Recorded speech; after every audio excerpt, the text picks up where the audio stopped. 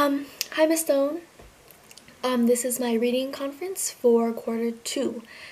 And for this reading conference, I wanted to focus on my improvement specifically on identifying character development and how their actions led to a possible theme.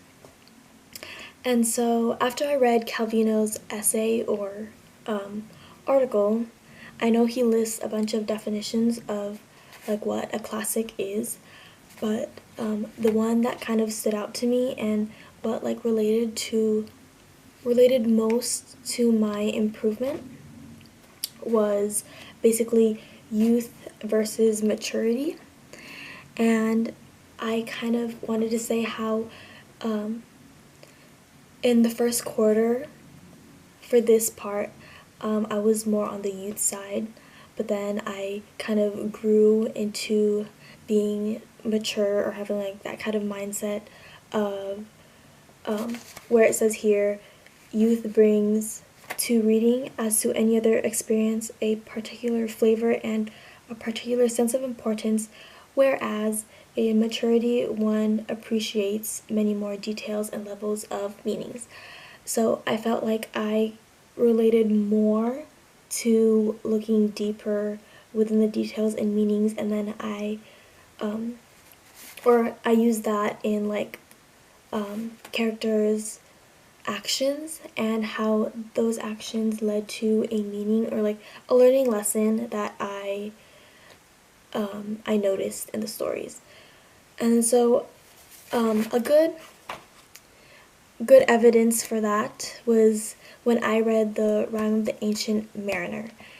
The albatross represented just like a friendly encounter, but then all of a sudden he shoots the albatross and then things started to go downhill.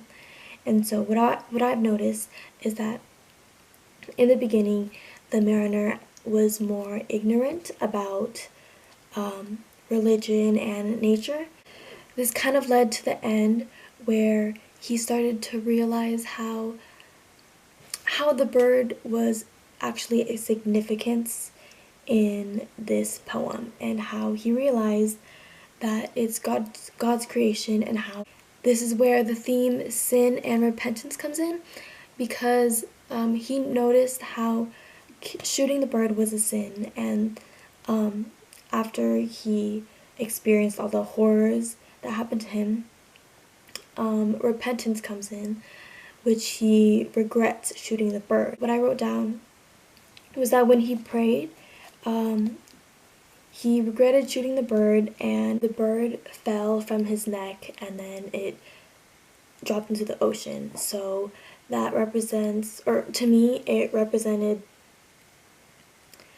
the weight coming off, like because he kind of repented during his prayer, and so he kind of asked for forgiveness in a way. So that's what I thought about how the mariner's character development changed, like in a good way, from the beginning of the poem to the end. So from this, I've been able to go deeper in how the main character's actions eventually led to an overall theme. And I feel like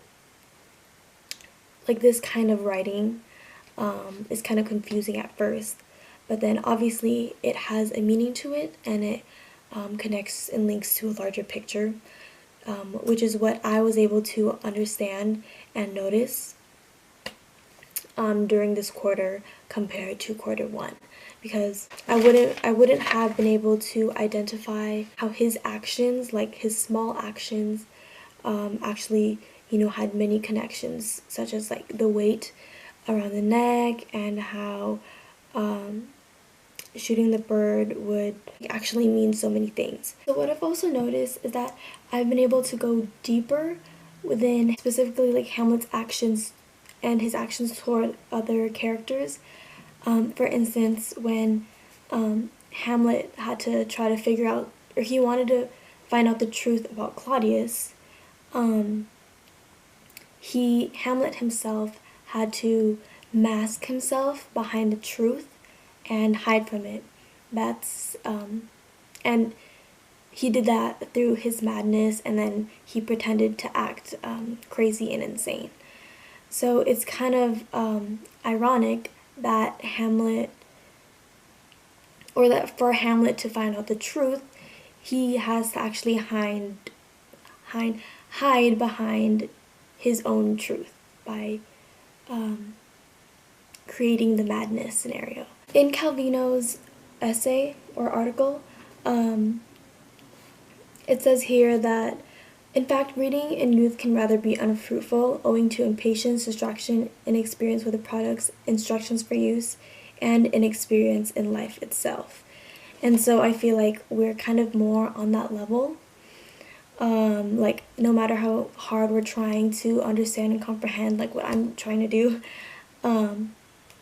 we can still, it can still benefit us by, here it also says, being informative. It provides us future experiences, it provides models and comparison opportunities, and it just gives us more of an opportunity to understand and go deeper, which is what like our class discussions helped me throughout this quarter, and that I've realized that what Calvino's trying to say makes a lot of sense in this time, because we're trying to improve as a reader, and I felt like this was a great example of what I actually what I've gone through so far. Beyond Hamlet's indecisiveness, the concept of overlooking the truth and reality draws them away from the best decision or the truth, like the actual truth. And so we become like, the more we think about something, the more we become blind to, what would really happen in the more reasonable route. But not only have I been able to do that in Hamlet, but also as I'm reading Frankenstein. And the first time I read the first couple chapters, I found a quote that I thought the concept of secrecy was good. It says, "The world was to me a secret which I desired to divine. Curiosity, earnest research to learn the wisdom, laws of nature, ... And so here, it's obviously a good thing to want to branch out and discover the unknown, and wanting to pursue your own desires. And so that was what Victor wanted to do. But then this kind of ended up being a downfall for him. He's been alone for so long, and he's been so engrossed with his creation that he hasn't focused on his family, his loved ones, or anyone else. And then so I actually did not know that the first reading, but then I actually went back, because this is what I've noticed. This secrecy concept, it kept reoccurring as I was reading the first few chapters. And then so I wanted to kind of compare those two types of secrecy, if that makes sense. And then I've noticed in Calvino's article, it says, "We use the words classics for those books who are treasured by those who have read and loved them, but they are treasured no less by those who have the luck to read them for the first time in the best conditions to enjoy them."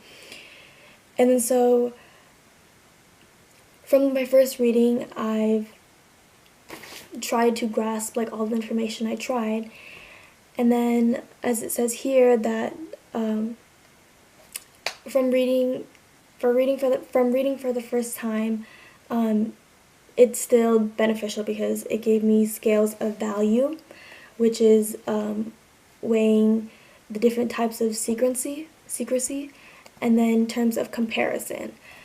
I've noticed how my growth kind of focused on actions and improving my knowledge on the purpose of those actions.